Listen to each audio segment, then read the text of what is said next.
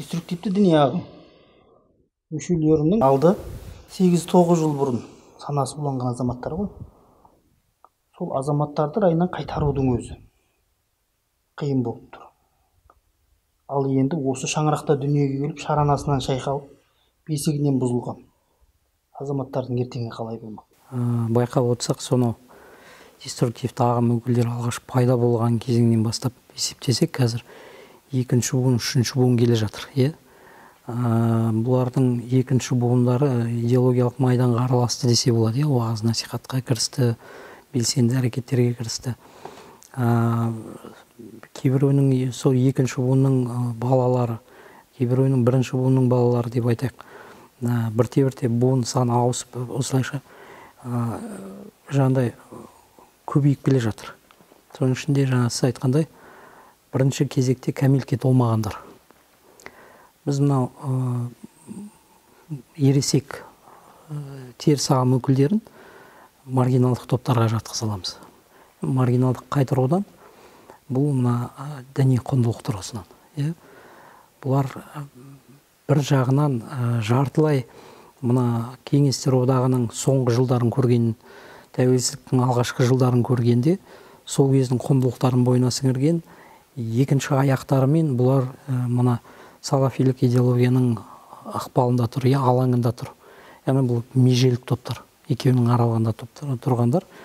Бір жағынан бұларға мына оңалту жұмыстар жүргізілген кезде, бұлар мына тәуелсіздіктің құндылықтарын, мына зайырлықтың құндылықтарын қалайда болсын басынан өткерді. Оны мектепте оқыды, онымен қоғамда жаңа кез болды, отбасында сондай тәрбиеде болды. Қалай десек те оларды оңалтуға мүмкіндіктер бар бізде. Ал енді мына олардың отбасында дүниеге келген балалар бұл таза салафилік ортада өмірге келген балалар болып есептелген. Сондықтан оларды оңалту мәселесі күрделі. Енді дәл қазіргі жағдайда бізде мектептердің аясында білім беру кеңістіктерінде оңалтуға бағытталған бағдарламалар жүзеге асып жатқан жоқ. Бір жағынан білім жүйесі әлі бұл мәселенің өзектілігін сезінбей отыр, білім саласының мамандары. Екіншіден, жағы олармен жұмыс жасаудың жалпы ювеналдық методологиясы, әдіс тәсілдері, мысалы үшін психологтар деп айтамыз, жаңағы дінтанушылар ювеналдық бағытта дайындалған, бұларда тапшы бізде жоқ. Тапшыны қойып бізде жоқ деп айтуға болады. Сондықтан бұл жерде де жаңа айтқаныңыздай өте күрделі мәселе. Сондықтан бізге қалай десек те мына кәмелетке толмағандарды институционалдық деңгейде қорғайтын, олардың зайырлы дамуын қамтамасыз ететін, діни қауіпсіздігін қамтамасыз ететін кешенді бағдарлама қажет. Осы бағдарламаның аясында біз олармен жұмыс істеудің әдіс тәсілдерін негізде болуымыз керек, жақсылап тұрып. Және соған сәйкес мамандарды да дайындап болуымыз керек. Өйткені қазіргі біздің мектептегі оқу орындарындағы істеп жатқан психологтар, олар дін психологиясын білмейді. Дінтанушылар қазіргі бізде мына оқу орындарынан бітірген мамандар, олар мына балалар психологиясын білмейді. Балалармен жұмыстың әдіс тәсілдерін меңгермеген. Сондықтан бұл жерде бір ювеналдық қызметке деген бір сұраныс бар сияқты. Шын мәнінде олардың болашақ қандай болады деген мәселе өте күрделі. Қазіргі жағдайда мынау жекеменшік мектептер дамып жатыр. Соның аясында мына теріс ағымның өкілдерінің балаларының шоғырлану құбылысы байқалады белгілі бір мектептердің аясында. Бұл жерде кейбір жағдайлар бар, жекелеген өңірлерде, жекелеген мектептерде, жекеменшік мектептердің тәжірибесінде сол ағымдардың өкілдерінің сеніміне ыңғайласа отырып, соларға қажетті алғышарттарды, жағдайларды жасап қойып жатқан мектеп басшылары да бар, өкінішке орай.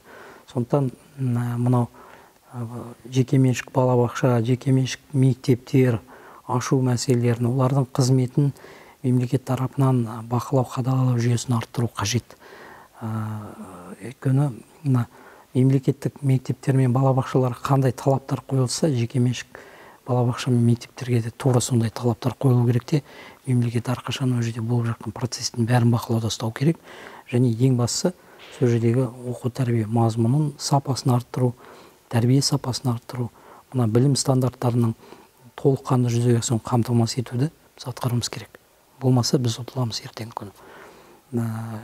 Оның салдары өте қиын болады. Ертең бұл ұрпақ жаңағы өзінің әлеуметтік мәдени ортасында оқшаулық жағдайында өсіп шығатын болса, анклавтық жағдайда кететін болса, онда ертең күні жалпы қоғамның нағыз мына тұрақтылығын бұзатын, жаңағы елдің ішіне жік шығаратын топтар осылар болады. Қауіп-қатердің нүктесі болады ертең күні. Сондықтан жаңа дұрыс байқадыңыз, бұл бағыттағы жұмыстар жетілдіру керек. Бізде өте қатты ақсап жатыр бұл бағыт. Бүгінгі таңда әлеуметтік желіде екі сенімдегі азаматтың бір-бірінің сенімін, бір-бірінің қадір-қасиет тұтқан дүниесін жоққа шығарып, пайғамбарын, діни атрибутикасын тілдеп жатқан жағдайларды және бір-біріне деген агрессияның өршіп жатқанын көз көріп отыр. Мемлекет тарапынан қандай да бір әрекет жасалу керек шығар? Міндетті түрде бұл жерде бірінші кезекте біз заңнаманы күшейтуіміз керек. Әрбір азаматтың, діни ұйымның, топтың, жамағаттың жауапкершілігін арттыру керек.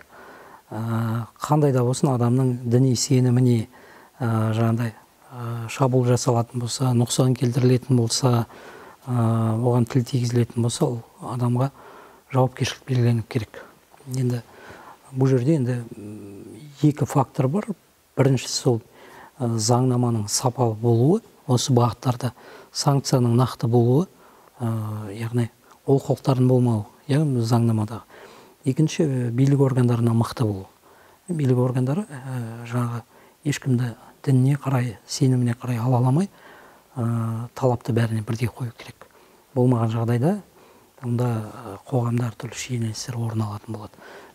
Жалпы біз қоғамның мына қазіргі даму бағытын, дінге қатысты саясатын зайырлы сипатта жүргізіп жатырмыз. Зайырлықтың өзінің бір жаңағы белгілерінің біреуі, қағидаттарының біреуі, ол адамдардың діни сеніміне қарамастан барлығын тең құқықтық жағдай.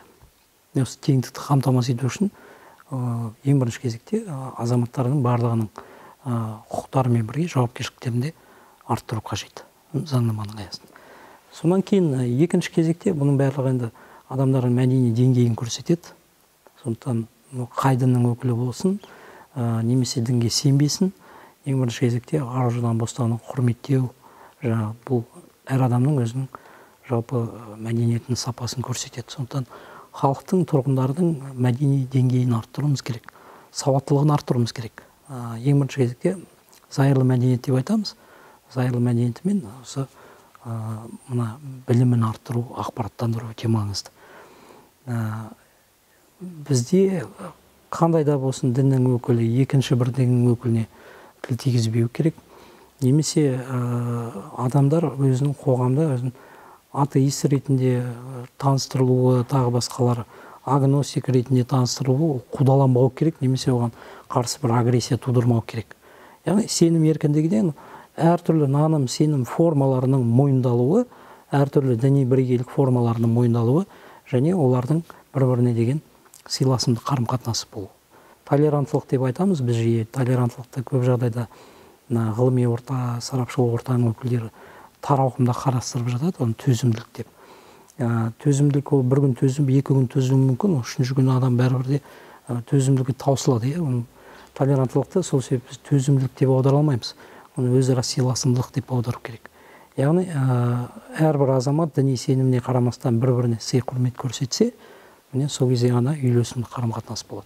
Ниқабты қоғамдық орындарда шектеу туралы заң жобасы әзірленді. Бүгінгі таңда талқылауда, қаралуда жатыр. Бұны біз бір жақта ғана түсіндіріп, ел арасында жік шығарушы топтар да бар. Адамның діни құқығын шектеу деген пікірлер болып жатыр. Бұның біз ескермей жатқан қандай тұстары бар? Никаб, яғни паранжа дейміз, бетін жабатын киім үлгілері біздің біріншіден құқықтық тұрғыдан, қауіпсіздік тұрғысынан талаптарға сай келмейді.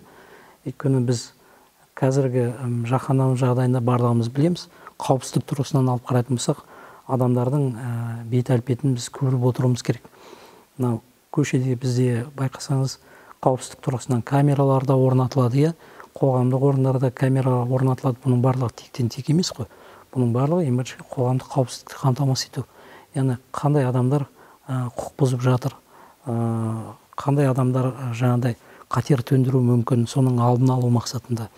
Сондықтан бетін жабу біріншіден бұл қауіпсіздік тұрғысынан келмейді. Ертеңгі күні қоғамдық орында ол бетін жауып келе жатқан адамды біз тани алмаймыз қауіпсіздік тұрғысынан.